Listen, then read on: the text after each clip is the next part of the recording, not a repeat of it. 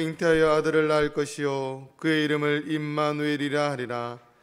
하나님은 영이시니 예배하는 자가 영과 진리로 예배할지니라.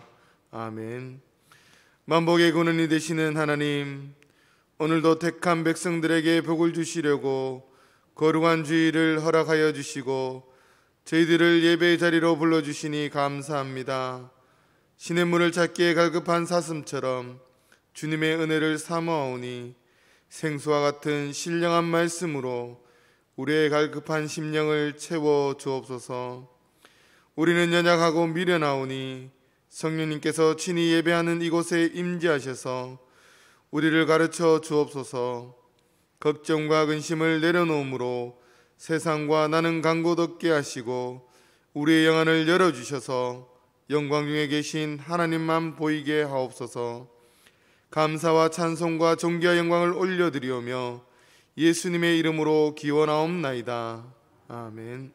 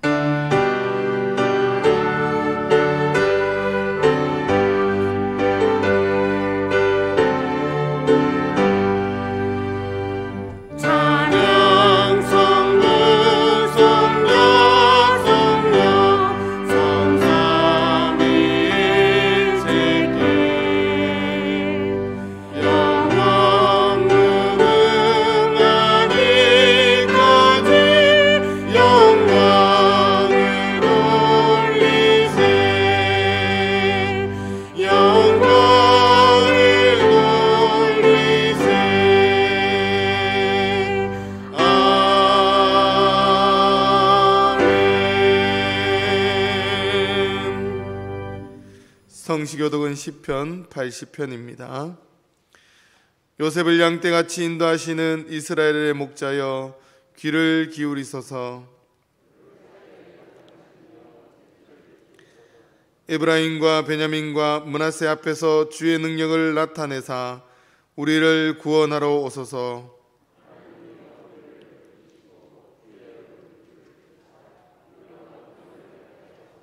아멘. 나는 전능하신 아버지 하나님 천지의 창조주를 믿습니다. 나는 그의 유일하신 아들 우리 주 예수 그리스도를 믿습니다. 그는 성령으로 잉태되어 동정녀 마리아에게서 나시고 본디오 빌라도에게 고난을 받아 십자가에 못 박혀 죽으시고 장사된 지 사흘 만에 죽은 자 가운데서 다시 살아나셨으며 하늘에 오르시어 전능하신 아버지 하나님 우편에 앉아 계시다가 거기로부터 살아있는 자와 죽은 자를 심판하러 오십니다. 나는 성령을 믿으며 거룩한 공교회와 성도의 교제와 죄를 용서받는 것과 몸의 부활과 영생을 믿습니다. 아멘.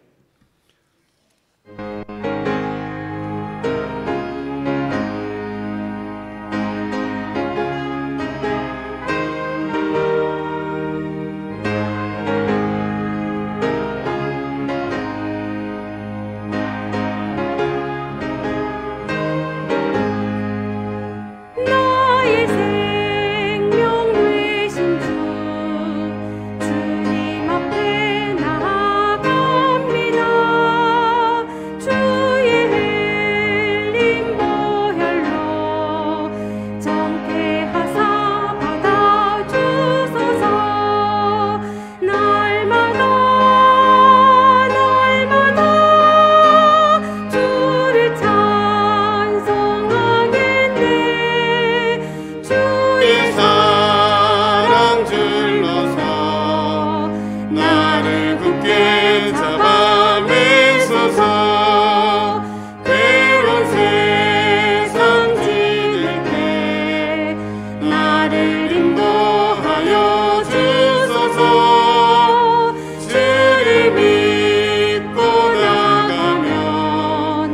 나의 길을 잃지 않겠네. 날마다 주를 찬송하겠네. 주의 사랑 들려서 나를 굳게 잡아내소서. 세상 살아갈 때에 주를 더욱 사랑합니다. 밝고 빛난 천국에 나의 영혼 들어가겠네. 날마다 주를 찬송하겠네. 주의 사랑 들려서 나를 굳게 잡아내소서. 아멘.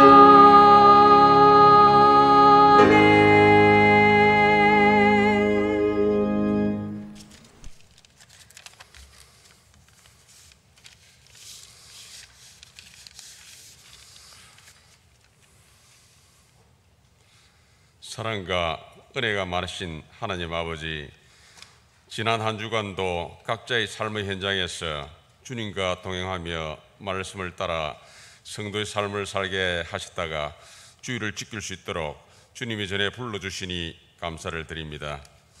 더욱이 오늘은 예수 그리스도가 이 땅에 오심을 기다리는 대림절 네 번째 주일로 지키게 하시니 감사합니다. 이 시간 예수 그리스도의 탄생을 기다리며 그 의미를 되새기는 시간이 되기를 바랍니다.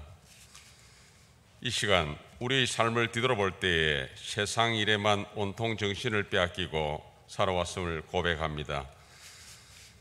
바쁜 생활 속에서도 자신을 돌볼 줄은 알았지만은 힘들어하는 이웃의 삶을 돌아보고 배려할 줄은 몰랐습니다.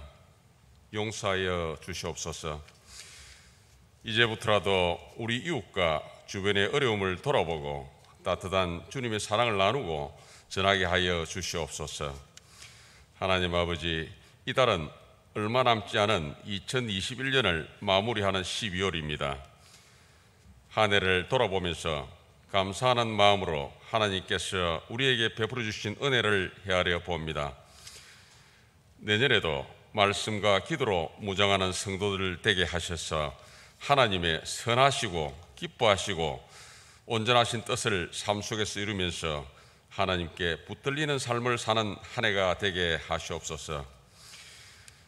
2021년 한 해 동안 코로나 창궐로 인해 많은 경제적 육체적 피해를 입었습니다. 준비 안 된 위드 코로나 시행으로 확진자 확산으로 고통은 더 심해져 가고 있습니다. 방역을 강화하고 백신 주사도 맞고 먹는 치료제도 나온다고 하지만은 주님께서 종식시켜 주시지 않으시면은 아무 소용이 없습니다. 긍휼히 여겨주시고 소멸시켜 주셔서 경제가 회복되고 일상이 회복되고 예배가 회복되게 하여 주시옵소서. 나라를 위해 기도드립니다. 주님, 이 나라 이 민족을 불쌍히 여겨주시고 위정자들에게 어려운 정치와 경제 상황을 잘 헤쳐나갈 수 있는 지혜를 주시고 어려움을 극복할 수 있는 용기를 주옵소서. 조금 있으면 대선이 있습니다. 대한민국이 하나님의 나라가 임하고 하나님의 뜻을 이루는 나라 되게 하옵시며 하나님을 진실로 두려워하는 위정자가 국가 지도자가 되게 하옵소서. 교회를 위해 기도드립니다. 이 시간 병마와 싸우는 교인들도 있습니다. 주님, 안수하셔서 온전히 치료되는 은혜를 내려 주시옵소서. 그리하여서 남은 생에 주님의 영광을 위해 살아가게 하옵소서. 경제적으로 영적으로 힘드시는 성도님들 회복시켜 주시옵고 이 시간 머리 숙여 간구하는 모든 것 응답하여 주시옵소서. 하나님 아버지, 문창의 근속들 어디에 있든지 그리스도의 향기를 내며 살아가게 하옵소서. 교육부서들이 하나님 앞에 온전히 서길 원합니다. 하나님의 은혜로 다음 세대를 세울 수 있게 하옵소서. 담당 교육자들과 교사들에게 지혜를 주시고 그리스도의 사랑과 열정으로 그 사역들을 잘 감당하게 하옵소서. 하나님 아버지, 저희 교회가 공석 중인 담임 목사님을 청빙 중입니다. 한 영혼을 천하보다 귀하게 여기고 하나님 나라 확장하는 데 앞장설 수 있고 거룩을 쫓아 살며 주님을 두려워하는 문창교회에 꼭 필요한 목사님, 하나님 마음에 합한 자를 뽑을 수 있도록 청빙위원들에게 지혜를 주시옵소서. 그리하여서 잘 선택하게 하셔서 문창교회가 바로 서고 문창교회가 희망이 되고 부흥되게 하옵시며 이 지역에 복음의 방주 역할을 다하게 하옵소서. 두 분의 목사님, 세 분의 전도사님, 영육간의 강건함을 주시고 성령 충만하게 하셔서 능력의 능력을, 그 영역을 더하게 하여 주시옵소서. 이 시간 시온 성가대에 찬양을 험양하여 주옵시며 듣는 저희들도 은혜 내려 주시옵소서. 교회 곳곳에서 묵묵히 섬기는 손길들을 기억하시고 그들의 삶과 가정에 축복 내려 주시옵소서. 이 모든 말씀 길이요 진리요 생명이신 예수님 이름으로 기도드립니다. 아멘.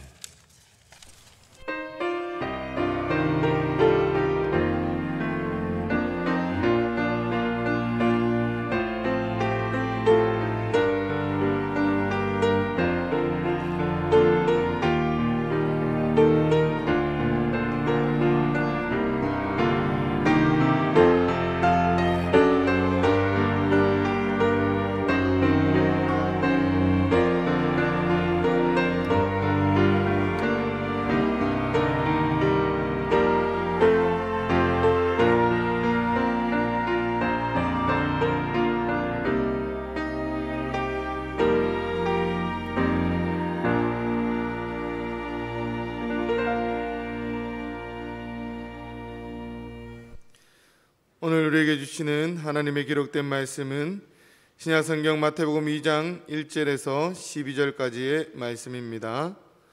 제가 가진 성경 신약성경 2면입니다.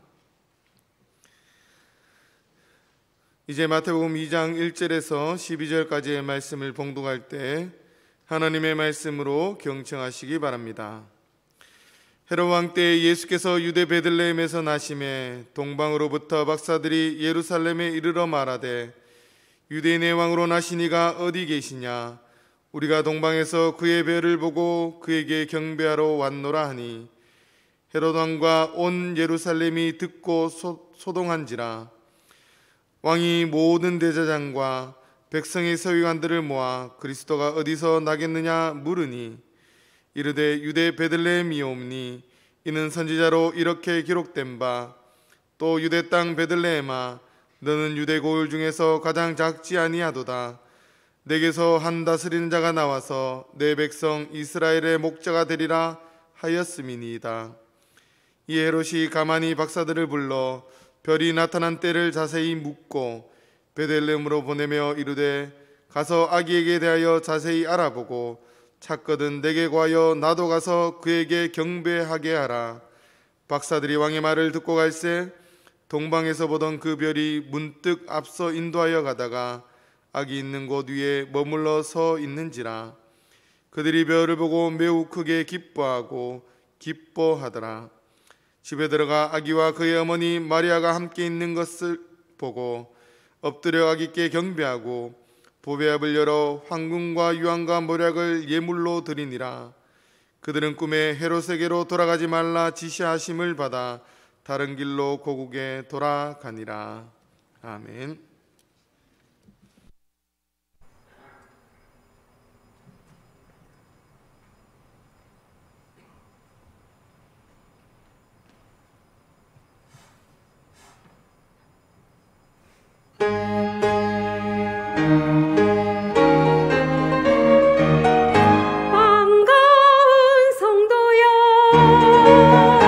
반가운 성도여, 다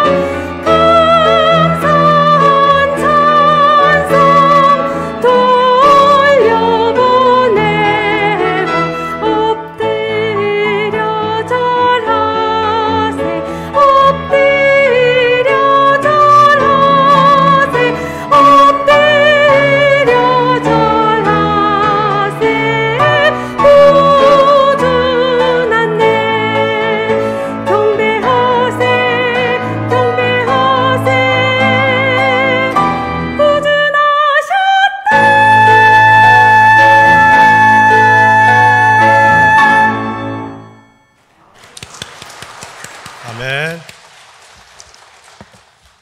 옆에 앉으신 분들과 인사 나누도록 하겠습니다. 잘 오셨습니다. 네, 잘 오셨습니다.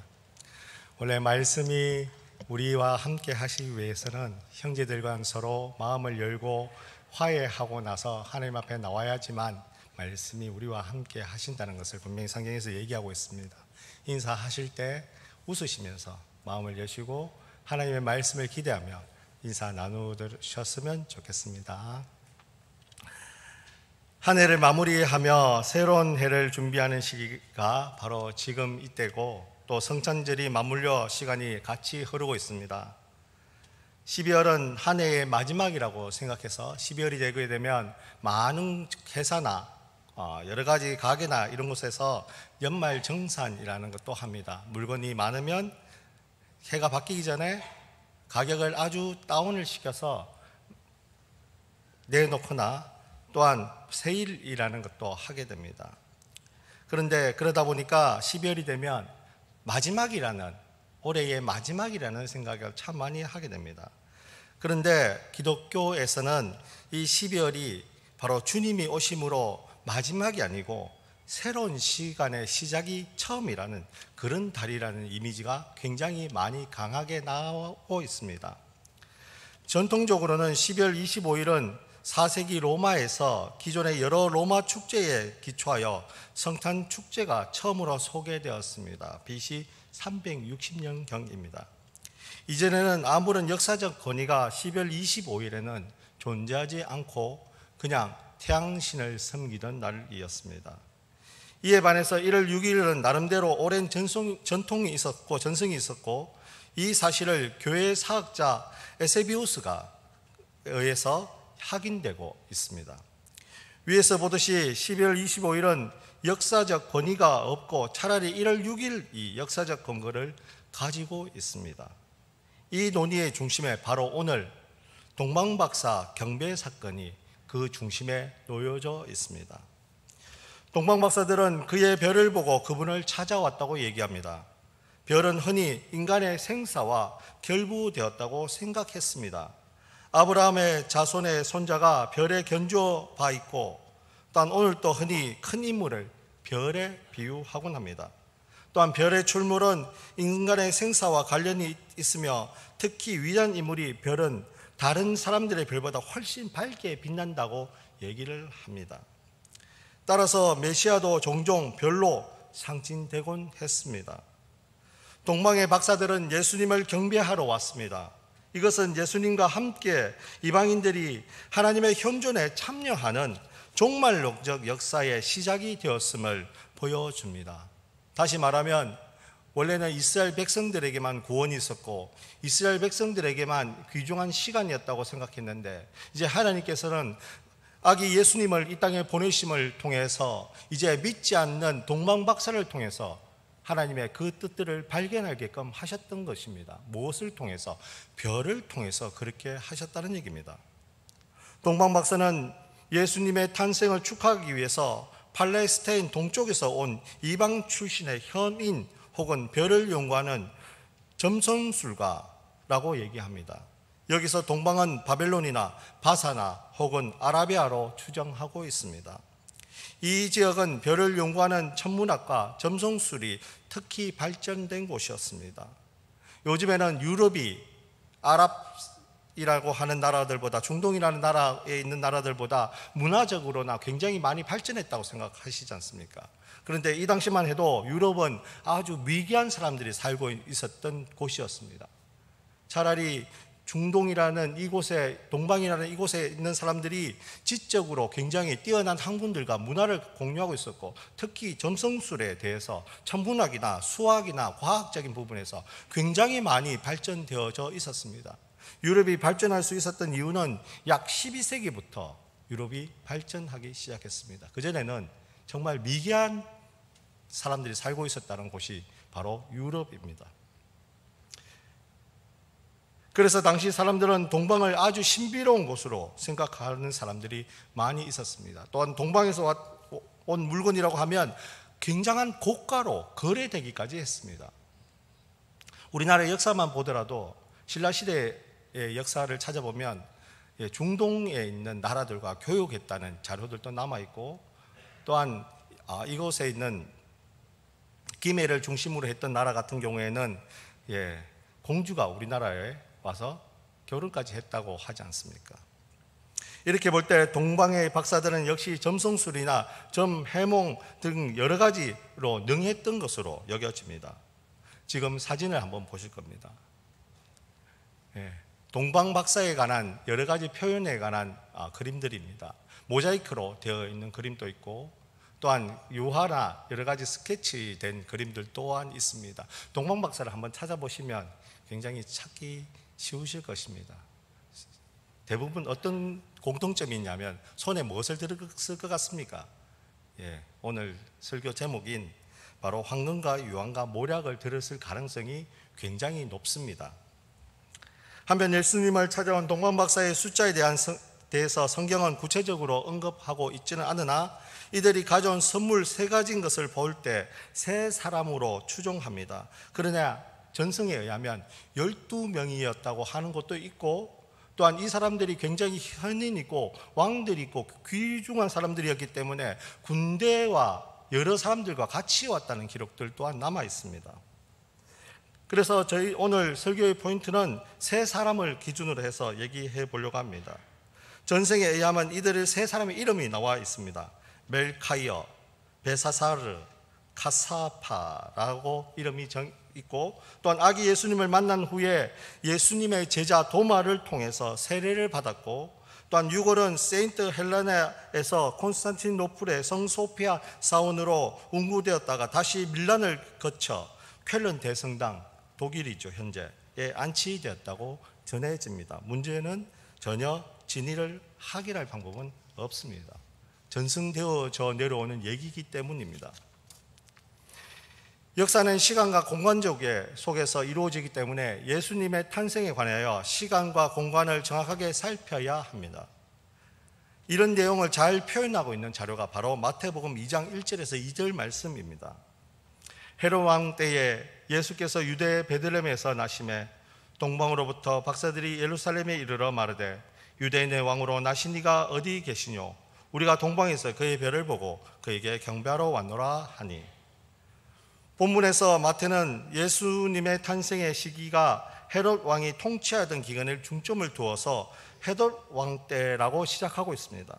그러나 이 표현은 이 땅에 오신 예수님의 탄생의 시기가 역사적으로 추측할 수 있는 중요한 근거가 되곤 합니다. 일반적으로 역사를 표현할 때 BC와 AD로 표현하지 않습니까? 비포 크리스트와 아노 도미네라고 해서 BC와 AD로 나눕니다. 영세기를 기준으로 해서 예수님이 태어나시기 전과 후라고 나누는 거죠. 하지만 역사적 자료와 성경을 조금만 살펴봐도 그 시기가 정확하게 일치하지 않음을 알 수가 있습니다. 왜냐하면 마태복음 2장 19절에 헤롯이 죽은 후에 주의 사자가 애굽에서 요셉에게 현몽하여 가로되 아기가 출생하고 애국으로 피신한 사건이 헤롯이 죽은 후에라고 명시하고 있는데, 헤롯은 AD 0세기에 죽은 것이 아니라 BC 4세기에 70세의 나이로 치명적인 질병에 걸려서 최후를 맞이했기 때문입니다. 일반적으로 많은 학자가 헤롯 대왕이 BC 4세기에 죽었다는 명백한 사실을 역사적으로 중요한 근거로 제시하고 있고, 예수님은 그 이전에 태어났음일 틀림없다고 주장합니다. 그리고 헤롯의 죽음에 관해서 유대사가 요세푸스는 헤롯의 사망 일지에 관해서 언급하기를 헤롯 왕이 죽기 전에 월식이 있었다고 서술하고 있습니다. 당시의 월숙을 역추산하면 BC 4세기 4년 3월 12일에서 13일로 계산할 수가 있습니다. 또 다른 기록, 즉 유대인들의 전승에 의하면 헤롯이 죽은 후 유월절이 시작되었다고 언급하고 있는데, 이를 계산하면 BC 4년 4월 11일 경으로 추정할 수가 있습니다. 따라서 성경의 본문들과 여러 가지 자료와 정확한 그 증거를 종합하게 보면 예수님의 탄생 시기는 BC 5세기 후반기나 BC 4세기 초반기로 볼 수가 있습니다. 우리가 생각하는 것하고는 전혀 다르죠.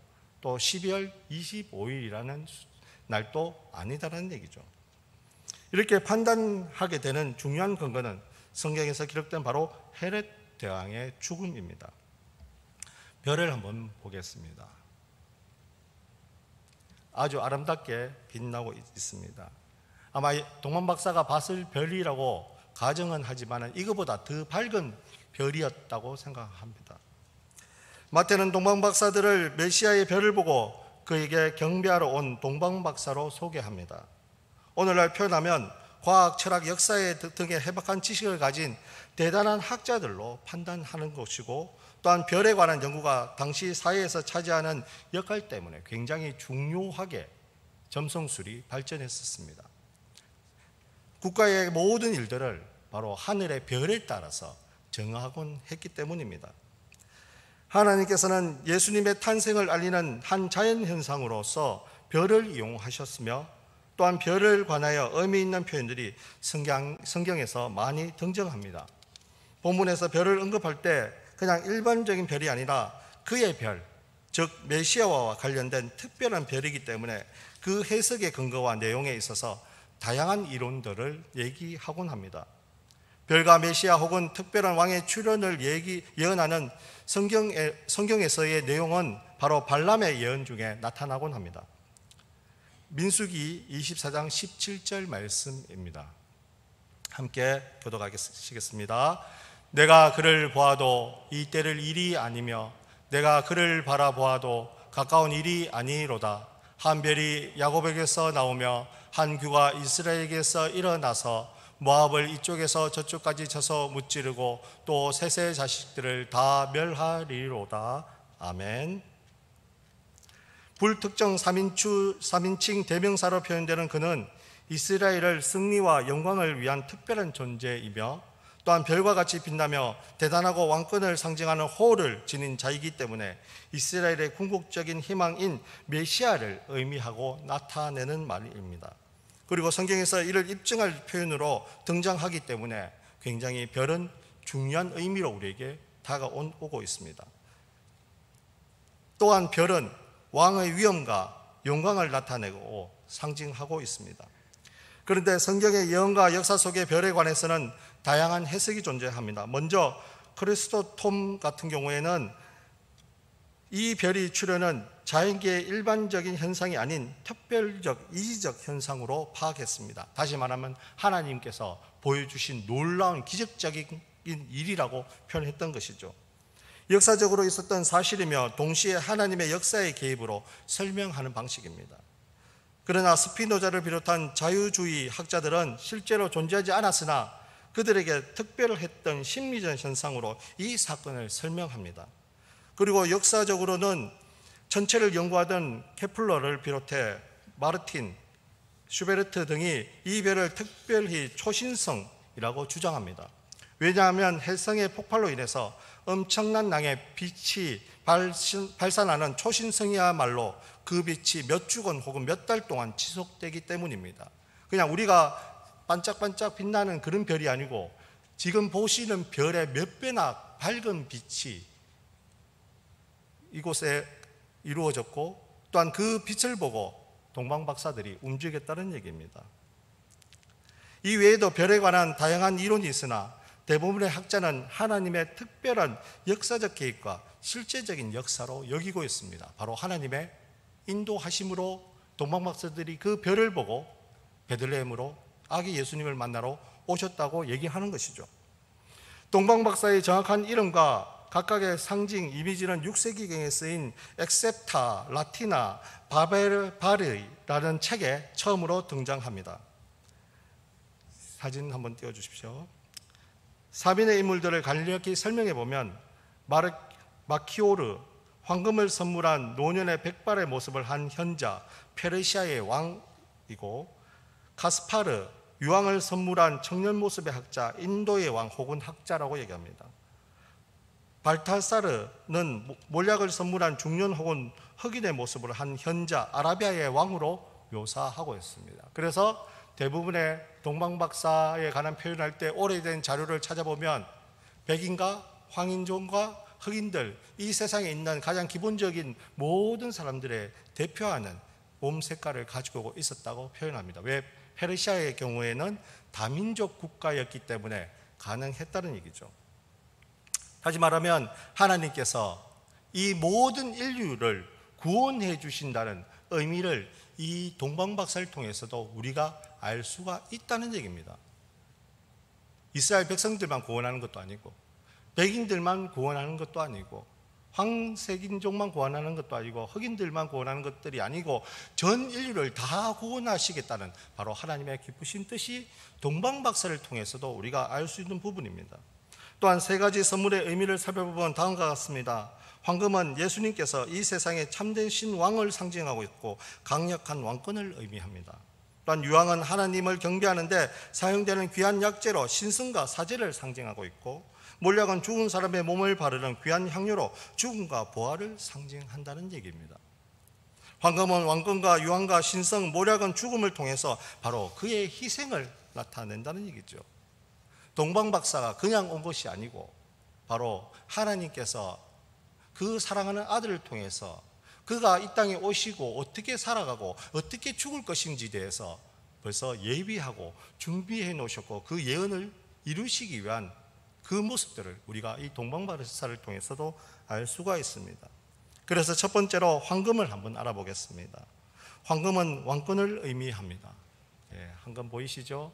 아마 이곳에 황금 덩어리가 하나 떨어지신다면 다 소리를 내시며 예배 시간이고 뭐고 없이 다 움직이시겠죠? 왜? 물질이 있는 곳에 마음이 존재하기 때문입니다. 이사야서 9장 6절에서 7절 말씀을 보게 되면, 이는 한 아기가 우리에게 낳고 한 아들을 우리에게 주신 바 되었는데 그의 어깨에는 정사를 메었고 그의 이름은 기묘자, 모사라, 전능하신 하나님, 영존하신 아버지라, 평강의 왕이라 할 것이라. 그 정사와 평강의 더함이 무궁하며 또한 다윗의 왕자와 그의 나라에 군림하며 그 나라를 곧게 세우고 지금 이후에 영원히 정의와 공의로 그것을 보존하실 것이라. 만군의 여호와의 열심히 이를 이루시리라. 아멘. 지금까지 선지자에 의해서 선포된 놀라운 빛의 역사를 이루시기 위해서 한 아이가 태어날 것입니다. 이 아기는 육신을 입고 태어나지만 바로 하나님의 신적 권능을 받은 존재입니다. 하나님께서로부터 태어나기 때문에 그 놀라운 신적인 권위는 아무도 말릴 수가 없다는 얘기입니다. 이 아기를 설명하는 표현을 네 가지로 표현할 수가 있습니다. 놀라운 상담자, 전능하신 하나님, 영존하신 아버지, 평화의 왕이라고 얘기하고 있습니다. 영어본에서는 이렇게 표현하고 있습니다. 이는 이 아이가 하나님께 통치권을 위임받은 대리자, 즉 메시아라는 그 설명을 수식어로 하고 있다는 얘기죠. 메시아의 통치도 네 개의 표현으로 묘사됩니다. 그의 정사와 평강은 온 우주에 무궁할 것이고, 그는 다윗의 보좌에 앉아 다윗의 나라를 굳게 하실 것이라고 얘기합니다. 또한 공평과 정의로 나라를 다스려 그로 말미암아 나라는 더욱 강해질 것이고, 이 모든 일을 가능케 하시는 것은 바로 만군의 여호와라고 분명히 얘기하고 있습니다. 그냥 이루어진 것이 아니고 하나님께서 우리를 구원하시기 위한 철저한 그분의 계획 속에 동방박사가 있고 얘기가 있고, 그 동방박사에 가는 것을 연구하다 보면 바로 그 예수님의 태어난 시기를 알 수 있고, 그분이 이 땅에 오신 이유를 알게 되면 우리의 죄 때문에 그분이 오셨다는 것을 알 수 있게 된다는 얘기입니다. 즉 메시아의 통치권과 능력의 원천이 바로 하나님 아버지로부터 나오고, 이사야는 우리 가운데 오셔서 우리를 구원하실 하나님, 한 아기로 태어나 죽음과 죄의 사슬을 끊으시고 영원한 생명과 빛의 역사를 이루실 예수 그리스도를 예언했습니다. 그 예언이 어떻게 되었습니까? 오늘날 이 예언이 성취되었다는 것을 우리가 알 수 있지 않습니까? 2000년 전에 누가 이 땅에 오셨습니까? 예수님께서 인간의 몸을 입고 아기 예수님으로 이 땅에 오셨다는 얘기입니다. 우리는 죄악의 흑암에 빠져 고통스러워하고 있을 때 사망의 그늘에 빛을 비추는 하나님을 소망할 수가 있습니다. 예수 그리스도께서 성취하신 그 모든 것들을 묵상하며 이 땅에 구원자를 보내시고 장차 최종적인 승리를 이루실 하나님을 바라보고 기대할 수 있다는 것이 바로 황금에 속해져 있는 그 의미입니다. 두 번째입니다. 유황입니다. 오늘 유황 처음 보시는 분도 계실 겁니다. 저도 유황이라 해서 화살에 나오는 유황으로 알고 있었는데 그게 아니더라고요. 유황은 소나무의 송진처럼 유황나무에서 나오는 수액을 굳은 것을 얘기합니다. 당시 황금보다 귀해서 이것을 뭐라고 얘기했냐면 사막의 진주라고 얘기했습니다. 굉장히 1년에 극소량밖에 나오지 않습니다. 몸에도 굉장히 좋다고 하더라고요. 먹는 방법이 있는데 너무 많이 드시면 큰일 나시고요. 예. 몸에 좋기 위해서 드시는데 목숨을 빼앗기시면 안 되지 않습니까? 적게 쓰는 약입니다. 고대 신전에서 종교 의식 전에 유황을 태우는 향기를 신에게 바쳤고, 또한 귀족계층은 그 자신의 채취를 감추기 위해서 방향제로 많이 사용했다고 합니다.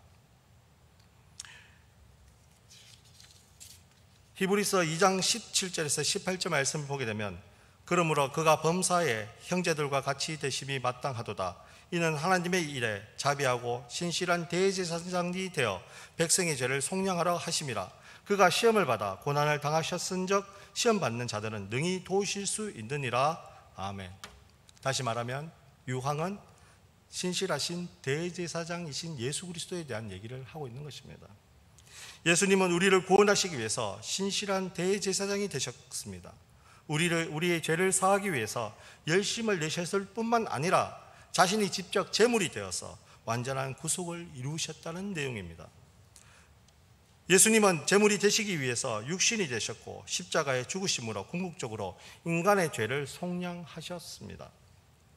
희생제물이 되는 짐승들은 인간의 삶을 전혀 이해하지 못하지만 인간이 되셔서 사람과 더불어 사신 주님은 인생의 모든 것들을 다 아신다는 얘기입니다. 아기로 오셨고, 또한 장성하셨고, 또한 생활하셨고, 배고파하셨고, 시험당하셨고, 고통당하시고, 또한 장사까지 죽음까지 다 느끼셨다는 얘기입니다. 이렇게 사신 신은 이 세상에 존재하지 않습니다. 오직 예수님만 인간의 몸으로 오셨다가 사신 것에 대한 얘기를 하고 있는 것이죠. 그래서 예수님께서는 인간의 모든 것들을 다 아신다는 얘기입니다. 아이 때부터 자라날 때 고민들, 그리고 여러 가지 생활했던 것들, 고통당하는 것, 힘들어하는 것, 고민들, 또한 제자들을 보면서 안타까움들, 고통당하고 죄 지었던 사람들에 대한 그 연민들, 이런 것들을 다 알고 계시기 때문에 우리의 모든 죄들을 다 아시고 짊어지신다는 얘기를 하고 있는 것입니다. 너무나 특별한 얘기지 않습니까? 어느 신이 이 땅에 있는 다른 가짜 신들이 그런 인생을 살았다고 얘기하는 것을 들어본 적이 있습니까? 전혀 그렇지 않다는 얘기입니다. 친히 죄로 인해서 모든 인간들이 겪는 고통을 바라보셨고, 또한 온전히 인간의 삶을 경험하셨기 때문에 모든 인간들의 고뇌를 직접 체험하셨다는 얘기입니다. 이 때문에 우리 주님은 어떤 고통 중에 있는 인생이라도 오셔서 위로해 주신다는 얘기입니다. 힘들어 하십니까? 고통스러워 하십니까? 어렵습니까? 앞이 보이지 않으십니까? 그렇다면 우리 주님께 한번 얘기해 보십시오. 어디로 가야 합니까? 예수님이라고 부르시면 그분께서는 길을 가르쳐 주실 것입니다. 세 번째입니다. 몰약입니다. 몰약은 죽음을 통해서 희생을 의미합니다. 몰약 채집은 감람가 계통의 꽃잎에서 얻는 식물 줄기에서 나는 즙을 받아서 말리는 적황색 고체 덩어리를 얘기합니다. 향기는 독특하지만 무엇보다도 무척 쓴맛을 가지고 있습니다. 그래서 성경에서는 쓰다는 얘기를 죽음과 같이 얘기하는 경우도 많이 있습니다. 마라의 쓴 우물부터 시작해서 사람들의 이름도 쓰다라는 표현이 있는 사람들을 보면 대부분 하나님의 저주가 있든지 아니면 힘들어하는 생활이 있든지 그런 의미들을 같이 갖고 있다는 얘기입니다. 레위기 22장 18절에서 20절 말씀을 보게 되면 아람과 그 아들들과 이스라엘 온 족속에 구하여 이르라. 이스라엘 자손이나 그 중에 오가는 자가 소원제나 낙헌제로 번제를 여호와께 예물로 드리려거든 연락되되 소나 양이나 염소에 흠 없는 수컷으로 드릴지니 무릇 흠 있는 것을 너에게 드리지 말 것은 그것이 여호와께 연락되지 못할 것임이니라. 아멘. 레위기에 나오는 모든 제사가 바로 하나님 아들이신 예수 그리스도께 집약되었습니다. 염소나 양이나 소에게 안수하던 그 안수가 세례 요한을 통해서 어떻게 되었습니까?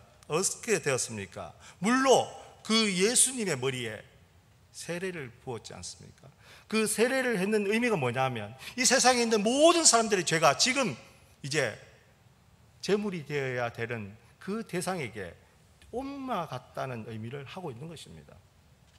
그 세례가 그냥 세례를 받았고 이는 내 아들이라고 좋은 의미로 말씀하시는 경우도 있지만은, 어떻게 보면 이 세상의 모든 죄를 짊어지는 그 과정을 하나님을 통해서 예수님께서 표현하는 그 표현들이 그 속에 숨어 있다는 얘기입니다. 안수한 그 죄 덩어리가 염소와 양과 소의 제사로 인해서 죽여 이스라엘 백성들이 죄를 사한 것 같이, 바로 안수를 받으셨던, 세례를 받으셨던 그 예수님을 십자가에서 죽음을 통해서 우리의 모든 죄는 다 정결케 되었다는 얘기입니다. 매번 드리는 제사는 예수님께서 한 번 죽으심으로 영원한 제사로 완성되었습니다. 그렇기 때문에 한 번 제사로 드림을 통해서, 한 번 내가 구주로 영접함을 통해서, 한 번 예수님을 만나는 그 만남을 통해서 우리가 무엇이 되었다는 얘기입니까? 죄 사함을 받고 하나님의 자녀가 되었다는 것을 이 몰약을 통해서 우리가 알 수 있다는 얘기입니다. 이것은 실로 인류 최대의 사건입니다. 희생의 제물이 되었던 수많은 동물들이 예수님 한 분으로 집약되었고, 우리의 모든 죄를 지신 예수님이 십자가에서 죽으심으로 말미암아 우리는 하나님의 자녀가 되었는 의미를 담고 있습니다. 이제 말씀을 맺도록 하겠습니다. 먼 동방에서 메시아가 태어났다는 것을 알고 유대 땅을 찾아온 귀인들이 있었습니다. 그들은 아기 예수님을 찾아서 엎드려서 경배했을 뿐만 아니라 황금과 유황과 몰약을 예물로 드렸습니다. 그 예물은 예수님이 진정한 왕이요 온전한 대제사장이시며 구세주이심을 상징합니다. 그들의 관심은 유대 헤롯 왕도 아니었습니다. 오로지 그분, 하나님께서 빛을 통해서, 별의 빛을 통해서도 그 예수님을 얘기하고 있지 않습니까? 오직 아기 예수님 한 분만이 중심이시고 처음이고 끝이 되신다는 의미입니다. 성탄절을 맞이하는 우리의 관심은 과연 어디에 있습니까? 크리스마스 선물입니까? 아니면 즐거운 축제입니까? 아니면 산타크로스입니까? 우리에게 관심의 대상이 이 세 가지는 되어서는 절대로 안 된다는 얘기입니다.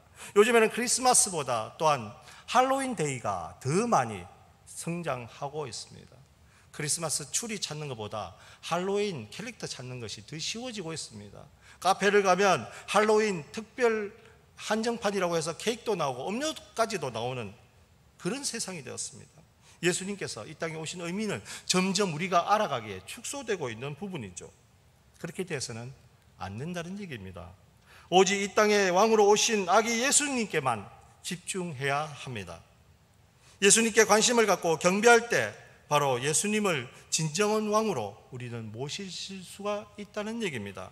그럼 진정한 왕으로 모시는 방법이 무엇일까요? 우리의 몸을 거룩한 산 제물로 드리는 방법이 있습니다. 이것은 바로 하나님이 우리에게 바라시는 영적 예배를 얘기하는 것입니다.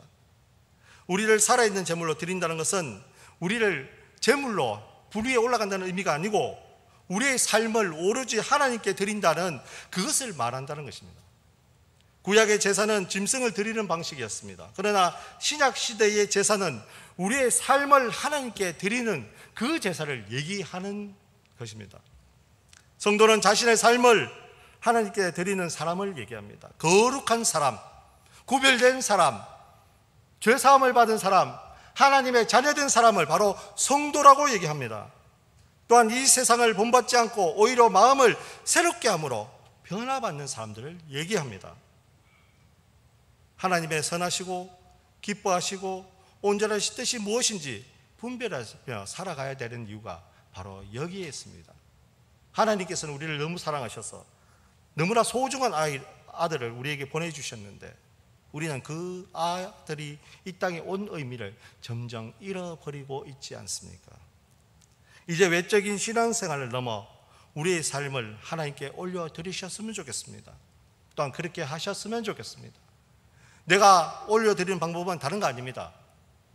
우리의 맡은 사명들을 항상 찾기 위해서 노력하셔야 되고 또한 주님께서 주신 일이라고 생각하는 일들을 잘 감당하는 부분들이 있습니다. 전도하는 부분도 있고 성경 말씀 읽는 것도 있고 기도하는 것도 있고 예배 참석하는 것도 모든 것들도 바로 하나님께 온전하게 드리는 우리의 삶을 드리는 방법입니다. 무엇보다도 우리가 우리의 중심에 있는 것이 아니고 바로 예수님께서 우리의 중심에 계시면 우리의 모든 것들을 바로 삶을 하나님께 드리는 방법이라는 거죠. 세상에 순응하지 않고 세상을 변화시키는 거룩한 삶을 살아가시기 바랍니다. 정말 그리스도의 정인으로 살아가시기 바랍니다. 빛으로 살아가고 소금으로 살아가시기 바랍니다. 그 모든 것들이 바로 오늘 별과 황금과 유황과 몰약에 나타난 의미입니다. 순간순간 우리를 향하신 하나님의 뜻이 무엇인지 찾으며 살아가시고 또한 그 의미를 찾으신 분들은 절대로 그것을 놓지 않고 예수 그리스도께서 다시 오실 그 재림의 날까지 꼭 붙잡고 가실 수 있는 우리 문창교회 식구들 꼭 되셨으면 좋겠습니다. 기도하겠습니다. 살아계신 하나님 아버지 감사드립니다. 너무나 감사드립니다. 우리의 죄를 위해서 사랑하는 아들을 이 땅에 보내신 걸 너무나 감사드립니다. 하나님, 큰 의미가 있다는 것을 우리가 이제 알게 되었습니다. 빛을 통해서, 황금을 통해서, 유황을 통해서, 몰약을 통해서 그 아들의 모든 것들을 이미 예비하셨고 그 예비하신 대상들이 바로 우리라는 것을 알게 되었습니다. 너무나 감사드립니다. 하나님, 우리의 삶을 온전히 주님께 드릴 수 있도록 주여 도와주시옵시고 우리를 사랑하신 그 마음들을 알아갈 수 있도록 도와주셔서 온전하게 우리의 모든 것들을 하나님 앞에 넣어놓을 수 있도록 도와주시옵소서. 예수님 이름으로 기도드리옵나이다. 아멘.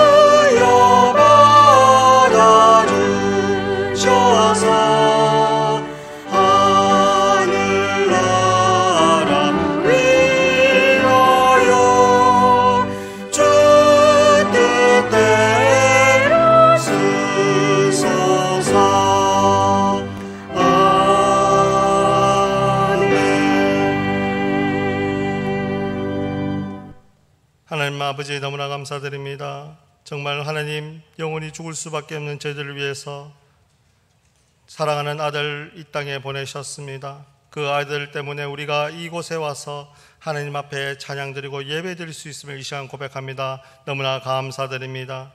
하나님, 세상에 나가서 살 때마다 힘들고 어려운 일이 있을 때마다 예수님께서 우리를 찾아오셔서 위로해 주시지 않습니까? 또한 어려운 일들이 생길 때마다 어디로 가야 될지 알지 못할 때마다 오셔서 가르쳐 주십니다. 이 모든 것들 너무나 감사드립니다. 하나님, 정말 우리의 삶을 통해서 오로지 예수 그리스도의 모습을 닮아갈 수 있도록 주여 도와 주시옵소서. 또한 예배를 신실한 예배로 드릴 수 있도록 도와주셔서 신령과 진정으로 하나님께만 예배드릴 수 있도록 주여 도와 주시옵소서. 하나님, 이 시간 자간 정성을 가지고 이곳에 왔습니다. 하나님, 이곳이 쓰이는 곳곳마다 주님의 나라가 임할 수 있도록 주여 도와 주시옵시고, 바친 손길 주님께서 기억해 주셨다가 하나님, 필요한 모든 것들로 100배나 1000배나 갚아 주시옵소서.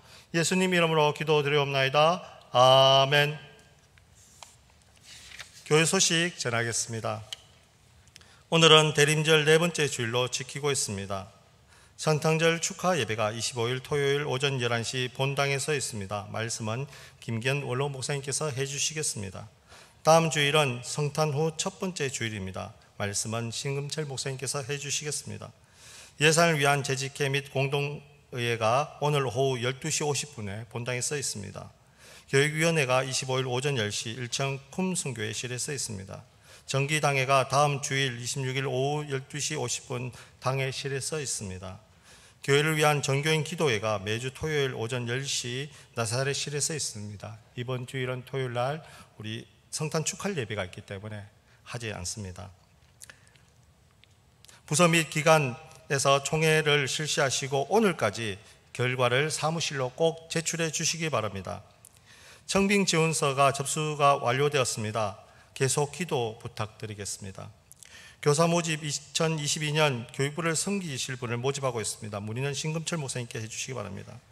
교회 달력이 나왔습니다. 예배 후에 구역장님께서 오셔서 구역 가구수만큼 수령해 가시기 바랍니다. 1층 사료실에서 나누어 드립니다. 크리스마스 빵은 개인적으로 필요하신 분은 오늘까지 사무실로 신청 바랍니다. 연말정산을 위해서 기부금 영수증 발급 미리 신청해 주시기 바랍니다. 교회 사무실로 신청하시기 바랍니다. 감사가 있습니다. 강석관 장로님, 이양재 권사님 가정에서 장례 위로에 감사드려서 떡을 준비하셨습니다. 나가실 때 하나씩 수령해 가시면 됩니다. 창원 필콰이어 정기연주회가 23일 목요일날 오전 7시 30분 315 아트센터 소극장에 써 있습니다. 이주리 권사님, 정현성 집사님, 김희숙 성도님께서 출연하십니다. 교회 헌금계좌 참고해 주시고 성경 일백동운동 김종윤 집사님, 송명희 권사님, 이은정 권사님, 곽금혜 권사님, 신경혜 권사님, 강수기 권사님, 사차순 권사님, 민강숙 권사님, 나일미 집사님께서 한도씩 대해주셔서 누적이 127독이 되었습니다. 새벽기도 매일 성경 통독 참고해 주시고 수요 예배 기도 순서 참고해 주시기 바랍니다. 일어서셔서 날 구원해 주신 감사 찬양 드리시고 축도하심으로 예배를 마치겠습니다.